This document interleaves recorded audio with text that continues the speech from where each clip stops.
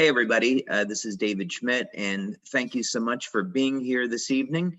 And we are going to be going over X39, stem cells, light therapy, the mechanisms behind how all of this works. And I think you're going to find it really interesting because we're going to be exploring some very interesting material together. So with that, let's go ahead and get started. Now, I thought where we might start this evening, since there are so many scientific-minded individuals on the line today, I understand we have quite a few healthcare practitioners on the line with us, thought I might dig a little bit deeper into this presentation on the science than what we might normally do. So when we're talking about light therapy, what is so exciting about this is the idea that we can trigger very specific biochemical changes in the body with light. And we think about this, this is really extraordinary. If we looked at the pharmaceutical model, we know that a pharmacologist could spend their entire career, they could spend 20 years trying to figure out how to engineer and create a new drug to activate a specific receptor in the cell to produce a specific effect. So what's exciting about this is that we can use light to initiate biochemical changes in the body. And of course, because we're not introducing any foreign chemicals, there aren't going to be any side effects to this. So let's dig into this in a little bit more detail. How exactly does this work? Well, first thing is we often use the analogy that everyone accepts that you go out in the sun and sunlight is going to trigger a release of vitamin D. So very clear example that we all know to be true of how light will cause a chemical change in the body. This area is known as photobiomodulation. And one thing that's very interesting is that if we go back 10 years ago, the biochemical mechanisms for photobiomodulation, or another way we can think of it is low-level light therapy, the biochemical mechanisms weren't really very well understood. If we go back 20 years ago, light therapy was relegated to the area of quackery. Traditional scientists thought, no, this is a placebo effect, there's really nothing to it. And today, with over 5,000 clinical studies that have been published with people like Dr. Michael Hamblin at Harvard University doing pioneering research. Dr. Hamblin has over 400 clinical studies that are published. The mechanisms by which light therapy works and produces these changes are very well understood. Our company, LifeWave, has performed over 80 clinical studies in the last 18 years. So we have created an enormous body of scientific research that tells us how the patches work. Okay, well, let's just start over here. We see we have different wavelengths of light, and in this example, the wavelengths are in the near infrared band, but we can see cellular change in the visible band of light as well. But what's generally accepted is that, and what has been demonstrated and shown, is that wavelengths of light in the near infrared are going to increase production of cytochrome C oxidase. And this is, of course, very significant and important because of cytochrome C oxidase's role in the electron transport chain. And the electron transport chain, of course, is involved in producing energy from carbohydrates and fats in the mitochondria. So net end result is that we can use light to elevate energy production in the cell, and as a result, that net increase in energy in the cell can be used to drive different chemical processes. So if we want to, in our case, synthesize a naturally occurring peptide in the cell, this is going to be the pathway under which we're going to do that. And sorry, I know I'm going fast. I'm trying to get a lot of information in a short period of time. Now, as I mentioned, there are thousands of studies that are going to be in the literature. We're not going to have the time this evening, of course, to do an exhaustive accounting of all those studies. But just suffice it to say that here would be an example of a study where using near-infrared light to elevate cytochrome C oxidase is demonstrated and shown, and you can see that in the results of the study when you scroll down. Okay, now, why should we be concerned about this? Well, one of the reasons is that if we are interested in stem cells and regeneration, and we want to avoid some of the negative effects of stem cells, meaning that you inject stem cells, they're expensive, they don't always work. There can be contraindications. Sometimes the stem cells will divide in ways that are not beneficial or healthy. This certainly happened in the early days of stem cells. What if we could use light to elevate a peptide known to influence the activity of stem cells in the body? And that's exactly what we're doing here. Now, Dr. Lauren Picard has spent over 45 years investigating copper peptide. As a matter of fact, he is the scientist that discovered copper peptide. And there's two peptides here that we're interested in, GHK and GHK-Cu. The difference is that what we've seen in our studies, which I'll show you in a moment, is that first X39 will elevate GHK, and then GHK will bond with copper ions. It has a very high affinity for copper, and both GHK and GHK-Cu are going to show a number of metabolic benefits, but specifically, we're going to look at the role of GHK-Cu in stem cells. So here is a study that I think you would find of interest because it shows the role of GHK in regeneration. This was published in 2015. And the mechanism is extraordinarily interesting. When we think about how are human beings going to benefit from stem cell therapy, we often think in terms of injecting young, healthy cells into the body. And that's certainly one way to do it. But what if we could take the endogenous, naturally occurring stem cells that are already in our body and get them to function like younger, healthier cells? And this is one of the really exciting things about copper peptide. You can see here that one of the things that was discovered by Dr. Picard is that about 4,000 genes are regulated, either up or down regulated, but essentially resetting those genes to a younger, healthier state. So this means that the stem cells can behave like younger, healthier cells. Here's a later study that was published in 2018. And when Dr. Picard began to see the regenerative effects of copper peptide, he then, of course, naturally concluded that copper peptide must be showing a role in stem cells. And of course, it turned out that he was correct. And what is actually going on here? Several things to be very interested in. First, copper peptide is going to reset cells to a younger, healthier state by altering gene expression. Then those stem cells are mobilized through increased expression of P63. And here is a study that was actually looking at that. What happens when you elevate copper peptide in the skin? Now, not only will copper peptide increase the ability of stem cells to get to an injury site, but in addition, copper peptide has been found to revert the stem cells in the skin to pluripotent stem cells. So this means the total number of circulating stem cells increases.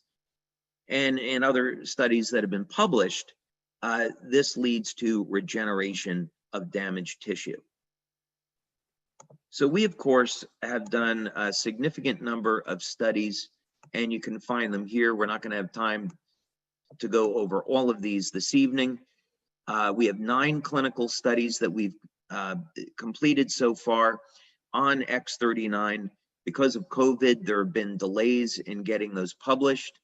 We have one in particular I'm really excited about. It's a 50-person double-blind study on looking at X39 on how it elevates copper peptide. We have the predecessor to that that you can see here that was published. But basically what we show is that within the first 24 hours, X39 elevates GHK. And this is why when you look at metabolic studies that we've done on X39, it shows that most people are going to start to feel results in as little as 24 hours, and vast majority within the first 7 days. Okay, let's back up a little bit here.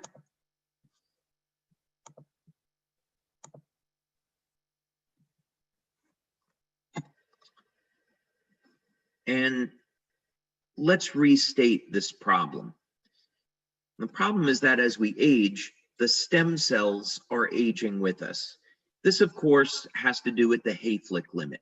There's a limited number of times that cells can divide, and the stem cells are subject to the Hayflick limit along with the rest of the cells. So quite simply, when we get to around age 70, age 75, our cells stop dividing. And this is really bad news. Anybody that has gotten over the age of 60 or 70 knows that their ability and their capacity to heal and recover from an injury has slowed down dramatically. This is a result of a degradation in the quality of the stem cells, their ability to proliferate, their ability to release growth factors, and eventually, of course, we don't have any more stem cells. So most of the solutions that companies are looking at is, let's take young, healthy stem cells and inject them into the body.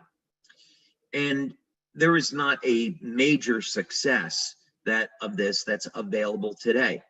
Most governments have not approved stem cell therapy. There's only limited, very limited approvals. Most of this has to do with bone marrow transplants. And that's because there are significant risks that are associated with injecting stem cells. If they don't divide the way that they're intended to be used, they could divide into cells that are not supposed to be in the tissue where they are injected. So for example, in Japan, there has been ongoing research into Parkinson's disease.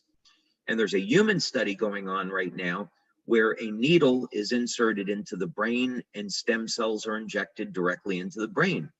Well, when this research first started, stem cells divided into muscle tissue, liver tissue, hair, and the animals ended up dying because the stem cells divided from a pluripotent state down into a multipotent state that was not desirable. The division was uncontrolled. So these are some of the risks associated with stem cell science as it is today. But of course, that's going to change in the future. So what we want to do is make stem cell science affordable, safe, effective, and available to everybody. So how are we going to do that? Well, as Robin was saying, I have over 100 patents now. I reached that milestone this year. Those are 100 issued global patents with many more that are pending. And over 70 of those are just in the field of stem cells and regenerative medicine. And we've spent over $4 million over the last 12 years in developing X39. And research, of course, is ongoing as we find new ways to utilize our technology with respect to stem cells. Some of the early research we did was with the National University of Ireland in Galway at their Regenerative Medicine Institute. This research was actually funded by Scientific Foundation Ireland, and Remedy, by the way, and NUIG is in the top 2% of universities globally in the field of stem cell research. So when you go over to the west coast of Ireland and you're at this institute, you can find all of the major healthcare companies doing research there. In any case, this is a technology that I invented and we developed at our laboratories in San Diego. And this is a novel form of electromagnetic therapy that we have shown can mobilize and activate stem cells. This was a standard rabbit model that we used after we went from our initial laboratory work. And the goal here was to see if we could upregulate or increase the rate of wound healing in these rabbits. So a diabetic ulceration was formed over a period of 7 days. And then we had a control group and a group that was treated with this electromagnetic coil. And we looked at the rates of regeneration. And in this very first trial, we were able to hit statistical significance and see that just using energy, we could activate the stem cells. We didn't need to use a stem cell injection. Now, what was also really significant about this study is that when you apply stem cells directly to the site of a ulceration, the rate of wound closure is identical to applying an external electromagnetic field. So this was the first indication that we had that you didn't have to give a stem cell injection. And that was really exciting. We could use energy to activate the stem cells in a body and accelerate wound healing, plus all of the other amazing benefits associated with stem cells. Now, at our labs in San Diego, we use a standard stem cell model. This is a planaria, and planaria have remarkable regenerative capabilities as a result of the sheer number of stem cells that are located in their bodies. And when you cut off the head of a planaria, it will regenerate in 17 days. The stem cell community is trying to figure out how could we get that down to 15 days? If we could do it maybe in a planaria, maybe we could do it in human beings. Well, this technology that I just showed you, we were able to get the regeneration down to 8 days and then eventually under 1 day. So imagine that, being able to regenerate the head of a worm in less than 1 day. What if we could apply a technology like that to human beings? That's going to be, of course, our ultimate goal. But this technology is very expensive, and so we want to be able to offer an affordable way for people to activate stem cells. So how do we do that? And how would this technology work? I'll take a glass of water. Okay, well, we are going to turn to light therapy for the answer to this, because I have been developing light therapy products now for 20 years. We have quite a bit of experience and knowledge in how to activate different biochemical pathways in the body with light. And we want to look at how can we do this? What are the control mechanisms for stem cells in the body? So the way this works is that instead of using a lamp or an LED or any type of electronic device, we're going to use a passive patch. You simply apply the patch to the body, and the patch will stimulate the skin with light. So we're not putting any chemicals from the patch into the body. The materials in the patch are completely sealed, and these materials are activated by your body heat the patch will stimulate the skin with light and produce a biochemical change. So just like sunlight will cause the body to make vitamin D, this technology will stimulate the skin with light, elevate copper peptide, and this will activate the stem cells. And by the way, for the practitioners that are here this evening, when we use the term activate, this is just another way of saying that we are enhancing the ability of the stem cells to proliferate and go to where they're needed. And that, of course, is going to be the site of inflammatory cytokines where there's an injury. We know stem cells are attracted to that type of inflammation. So very simple way to think about this is that this is a new form of low-level light therapy. And we're using low-level light to elevate GHK-Cu, or copper peptide. And so, of course, the advantages of copper peptide are extraordinary. We get to reset thousands of genes to a younger, healthier state. As a matter of fact, in early research, if you were to take for example, liver cells from somebody 75 or 80 years old, put them in a solution of copper peptide, those cells start to behave like younger, healthier cells.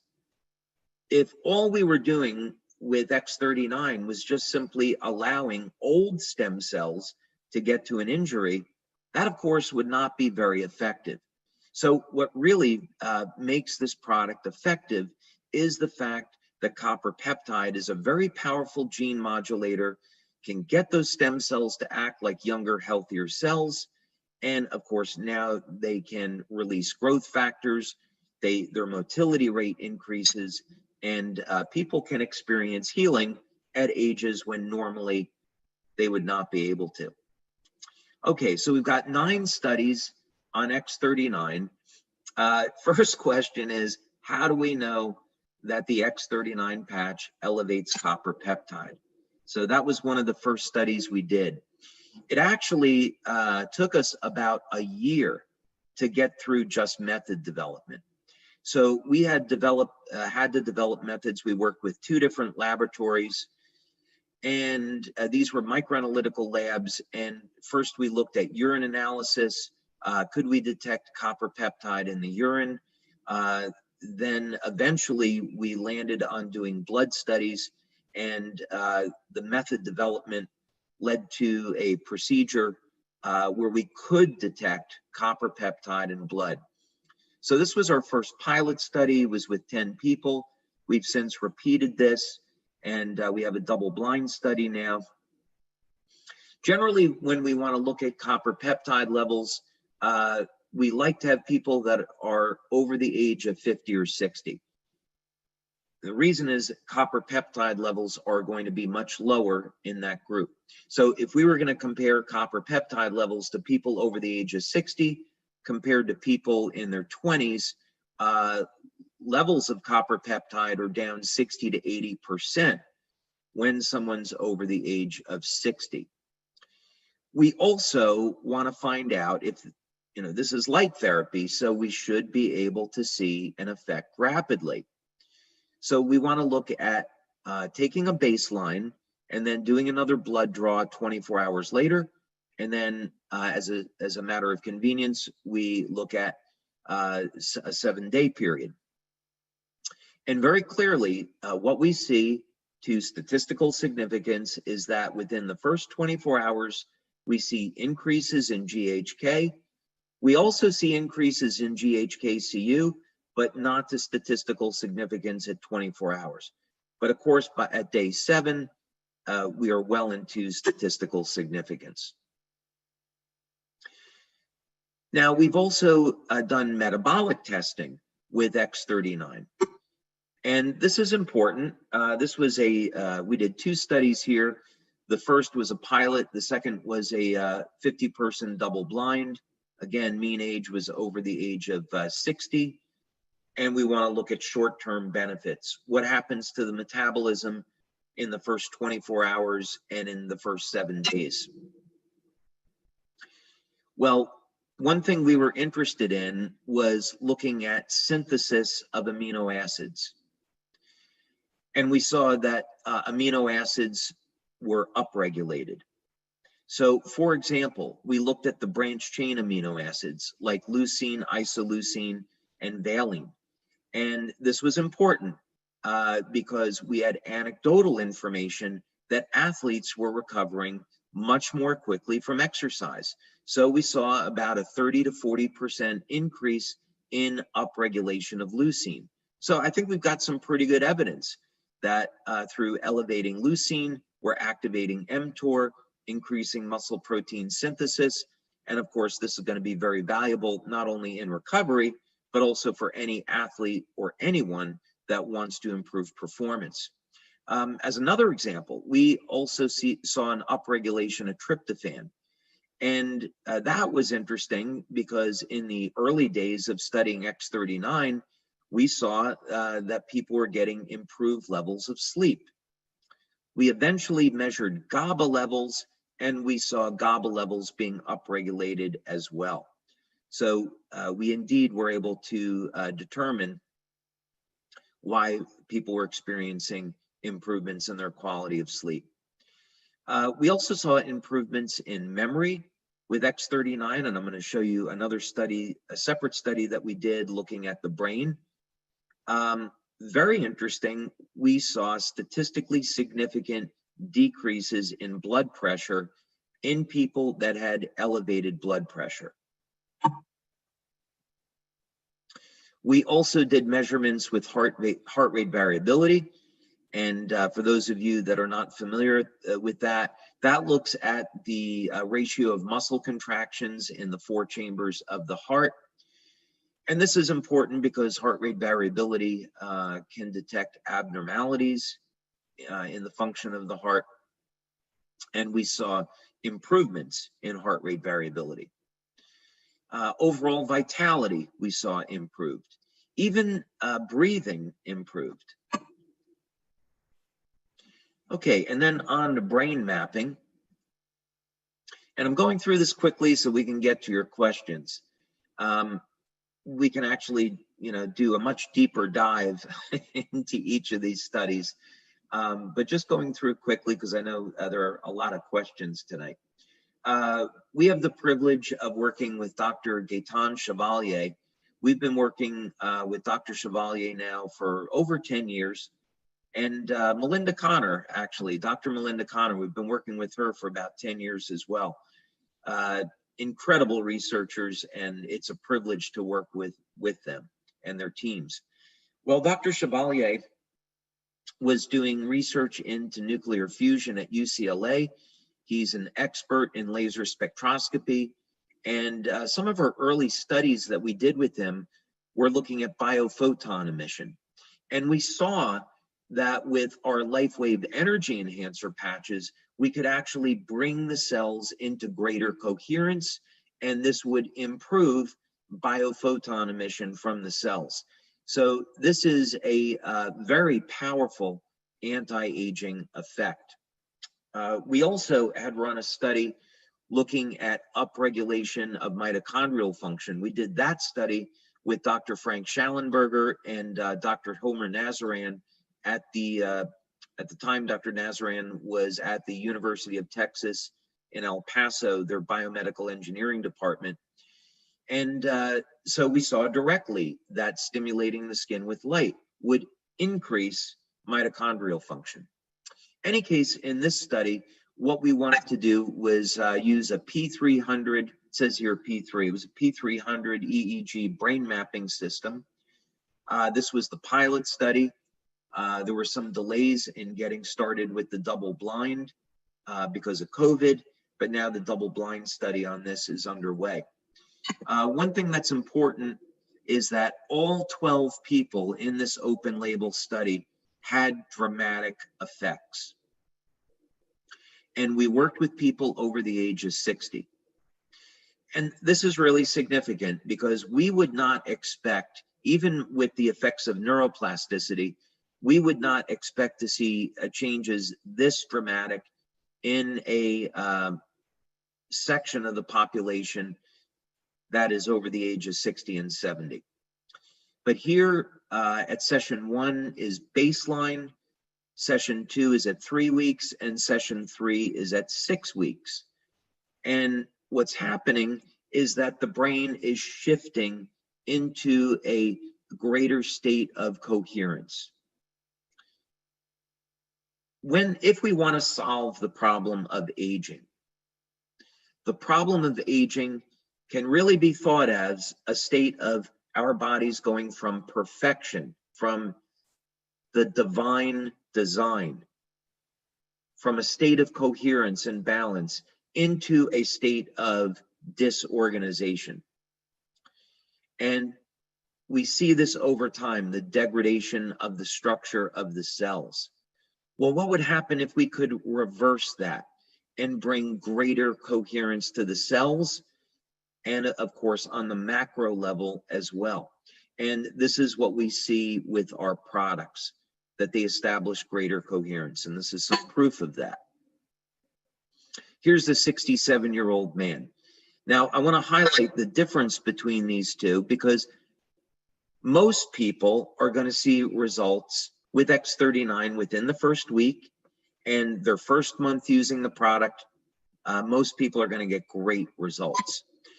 Some people, however, require a little bit more time, maybe about 10 or 15% of the population. So if you have a patient that's using X39 and they don't see the results the first 3 or 4 weeks, that would not necessarily be unusual. You can see by session 3 here at 6 weeks, already there's a very significant improvement as compared to baseline. So some people are going to take a little bit longer, but it's only about 10 or 15% of the population. Okay, and then just moving quickly now, many of you might have already seen these testimonials, so we'll go quickly through them. But some of the dramatic effects we see with X39 are in the area of wound healing. So sometimes it can be a scar that's more than a year old. Even we've had people with scars that were 18 years old. They still saw a dramatic reduction in the appearance. Or here, this is just after 2 weeks on a more recent scar. X39 can be applied behind the neck, below the belly button, and it will produce a systemic effect. Some people prefer to put the patch at the site of an injury, and of course, that's fine too. So this is a young man who had a job interview coming up, and he was in an accident, and you can see within 5 days, he experienced a dramatic result. This one's really extraordinary. I was meeting with a doctor yesterday, and we were discussing a study on X39, and I showed him this picture, and he was absolutely blown away. Here's a gentleman that was in a car accident, nearly lost his hand, and yet 2 months later, virtually no sign of that injury. So this is the power of resetting stem cells to a younger, healthier state. This is also, I mean, just incredible. This is a young boy, 9 years old in Denmark, caught his finger in a door, had it severed off. The doctors reattached it. You can see initially it turned black. The parents applied X39, and only 2 months later, the finger is back to normal. The doctor was astounded and said they didn't think that this was possible. And even still, they would have expected more like a 9-month recovery. Now, of course, stem cells, while they do a great job with wound healing, they certainly have very, very powerful anti-aging effects.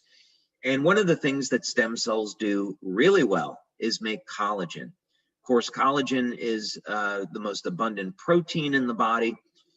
And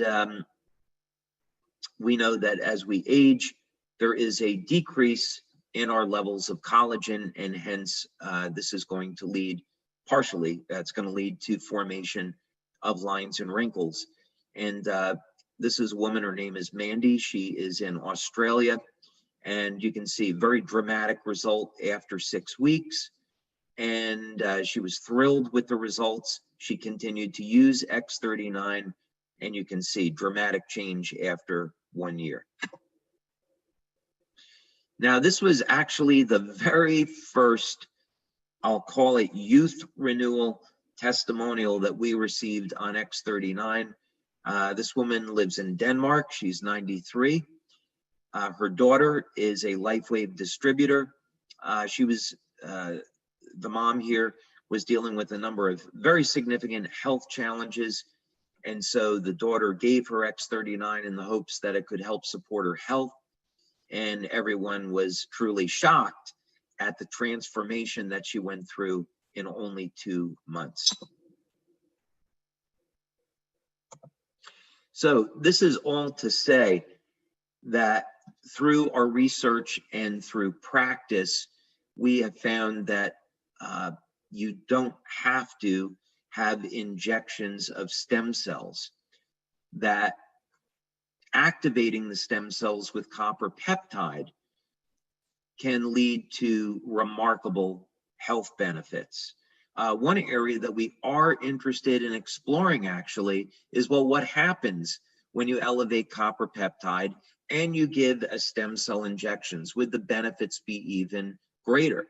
That's an area that we tend to explore in our clinical research. We tend to feel that there could be some synergies there that are really worth exploring.